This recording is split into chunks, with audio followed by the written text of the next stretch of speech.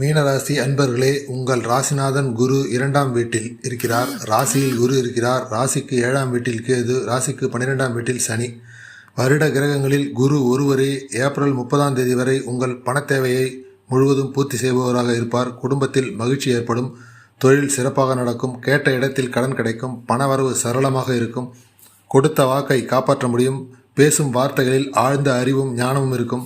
பலருக்கு வழிகாட்டியாக இருப்பீர்கள். எதிரிகள் தொல்லையை திறமையான பேச்சின் மூலம் வெல்வீர்கள்.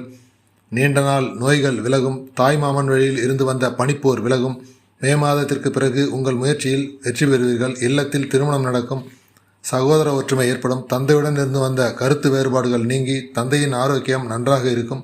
நீண்ட தூர பயண ஆசை நிறைவேறும். ஏப்ரல் மாதத்திற்கு உள் வேலை கிடைக்கும். கணவன் மனைவி உறவில் ஒரு சிலருக்கு பிரச்சனை இருக்கும். எப்போதும் மனதில் ஒரு குழப்பம் இருந்து கொண்டே இருக்கும். நவகிரக வழிபாடு. யோகாவில் கவனம் செலுத்தும்.